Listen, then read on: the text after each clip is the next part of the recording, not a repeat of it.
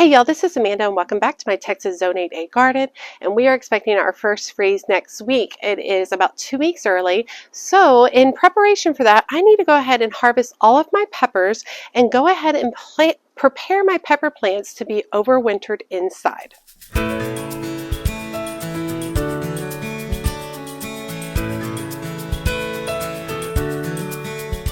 So a lot of people don't realize that pepper plants are actually perennials and they can be overwintered inside, sometimes outside if you're in a milder climate. And this will be my first year overwintering them. I've done a lot of research and study of what to do, but I really enjoyed specifically this one variety, Escamillo peppers, this year. They are a sweet pepper. They've just been so wonderful. They freeze really well, which is great too. And so I really want to take advantage of this fully grown, beautiful, mature plant and see if I can overwinter it inside. So there are a few different steps you need to go through to overwinter pepper plants. One of the first ones we're going to do is go ahead and harvest all of the fruit off of it. The plants over here, look at this guy. It's weird.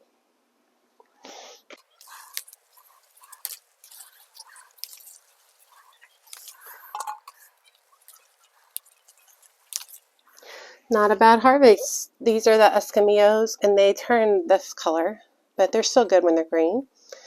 And then the jalapenos, these are Jedi jalapenos. And good. Not bad. All right, let's talk about what to do with the plants. Okay, so one of the first things we have to do with the plant is we have to cut it down, because bringing in a plant this size is not feasible for me. And basically I'm not trying to grow any kind of peppers inside. I'm wanting to basically just make these plants dormant is the goal. And I don't want them to produce much of anything. I just want them to stay alive during the winter. And with that in mind, we're going to save basically the major stems down here. And you can see one major stem. Let's get closer. Okay. We're wanting to save the first major stem and the first sets of joints. So I'm going to follow the stem up. I'm going to go up to another stem. This splits into two. I'm going to cut right above a leaf node, right there. Here's another joint right here. I'm going to cut right above it. This comes over here, and we've got a joint right here. I'm just going to cut right above that joint. I'm cutting above the joints because those are leaf nodes, and that's an area where it can produce more foliage. And then down here we've got kind of a weird leaf joint, another weird leaf joint. I'm going to cut it just right there. So you can see I've taken the plant back significantly. I'm also going to go through and remove any foliage, because foliage is going to be where we have any kind of critters, insects hiding, and it's also their food source, so we don't want to leave that available to them. All right, so that looks good. Let's do another one. And we're coming down to this main stem right here, we can see, and I'm going to cut right here above a leaf joint. I'm going to cut above another leaf joint. And I definitely want to I don't want to cut all the way down to the base. I'm cutting above some joints with a little bit of height so that we can still have a pretty robust plant come spring. And then, like I said, I'm coming in here, I'm removing all the foliage. This looks pretty rough, right? But it's going to be okay, y'all. All right. Got that one. Let's do the jalapeno plant. Jalapeno plant's pretty easy because this is already open, so you can see the long stem, and it's actually got nodes, leaf nodes all right here, and then you can see the joint, the fork. So I'm going to cut above the fork. Here's another fork right here, and cut above that.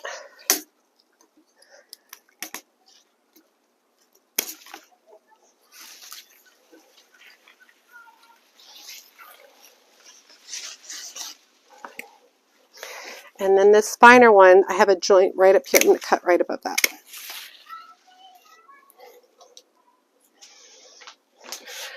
Okay, so my peppers and vegetables are going to be shifting into some buckets. These have holes in them for next season. So I'm going to go ahead and remove and close off my drip lines right there. And then what we're going to do is we're going to pull the plant up And we are going to start dropping, actually I might just drop the excess soil into here for now. Now this excess soil is basically where any kind of insects, fungus gnats, things like that are hanging out in here. And so I'm just kind of gently working my way around the root ball, trying not to destroy the root ball, but also trying to remove a lot of the loose soil.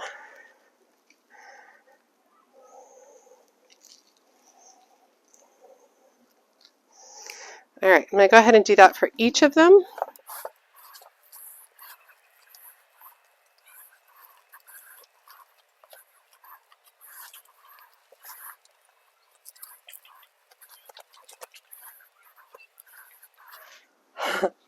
Check out that root ball, y'all.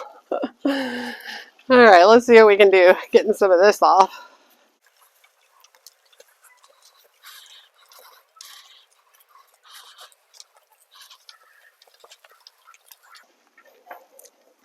Now I know I'm breaking off some of the roots, but we're getting the main root ball.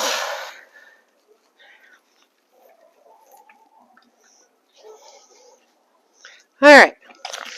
Okay, for this next step, we basically just want to come in with a good stream of water. I might actually just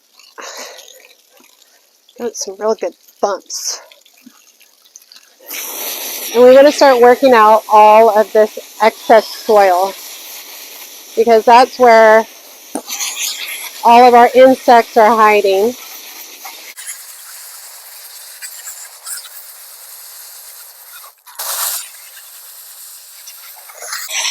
Look at that root ball.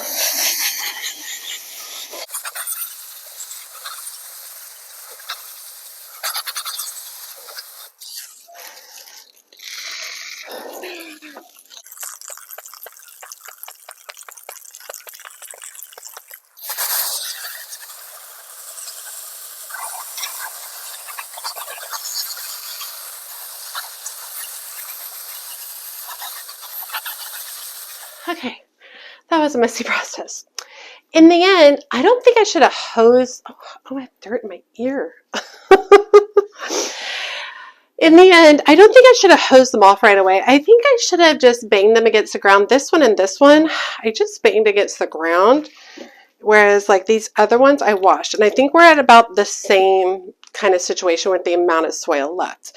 So I think if your soil is dry, you can just kind of hit it against the ground and bump all the soil off, and that would probably be a better option than getting them all wet. So lesson learned regarding that.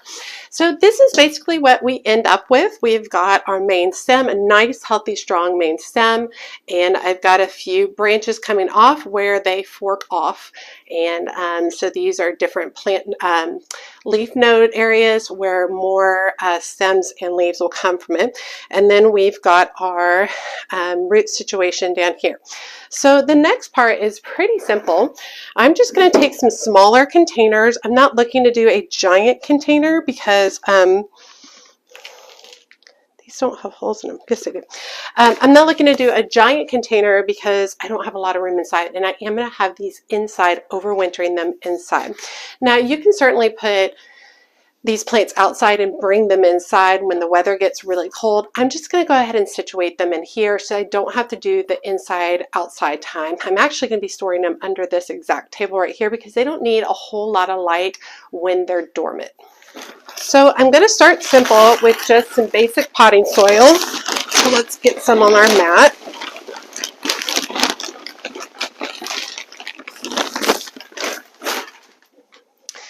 And all I'm going to do is I'm going to go ahead and put 2 to 3 inches at the bottom. Easy peasy, no big deal.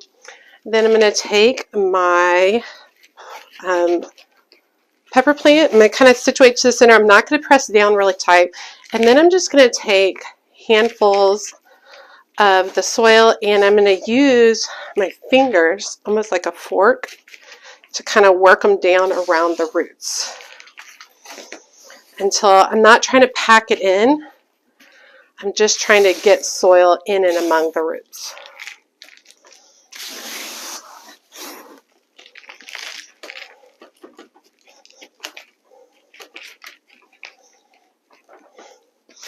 I'm not adding any fertilizer because I'm not trying to get them to grow in here. In fact, if these start producing foliage, I will pull the foliage off. So there's the first one. Let's knock out a few more. It's starting to rain a bunch outside. All right, so get my soil in.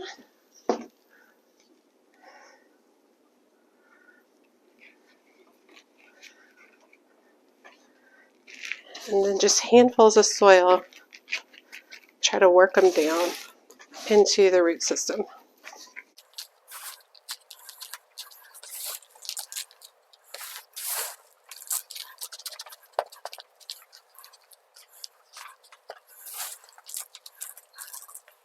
Okay.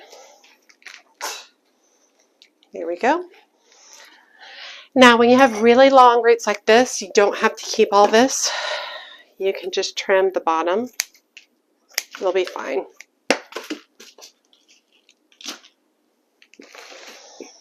I am going to spread these roots out a little bit here. And if you need to put like a stake in here to hold them up, that's fine. This one's a little loose, but not bad.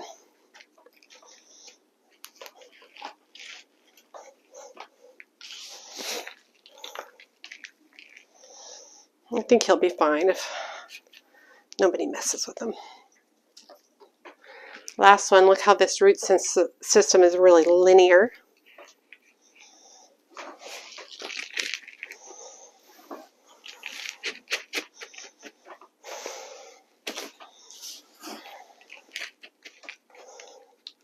Okay. And at this point, I want to go ahead and situate them into trays, just like this.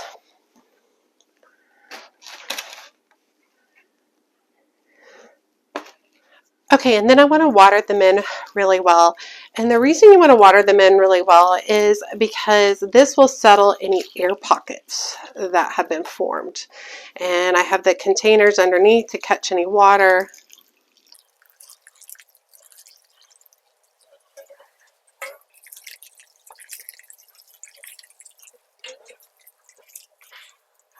Okay, so we ended up with 5 total plants, which is amazing. Now, there's a chance that not all of these will survive. That was a pretty brutal process that they just went through, cutting them all back, cleansing off their roots, transplanting them. It's a lot, and they're coming from outside to inside. That's a big change for them. Let's talk about a few things that we do need to pay attention to. These do prefer a little bit of a cooler temp if you are trying to keep them dormant, about the 55 to 60 degree range. I do not have a location in my house that's like that. Yes, I could put them in the garage, but I don't have any lights or windows in my garage, so they won't get any sunlight. And in all honesty, once something goes into my garage, it's like a big black hole. I forget it. So I'm going to do the best I can. I'm going to keep them inside with my temperatures during the winter that tend to be about the 68 to 70 degree range.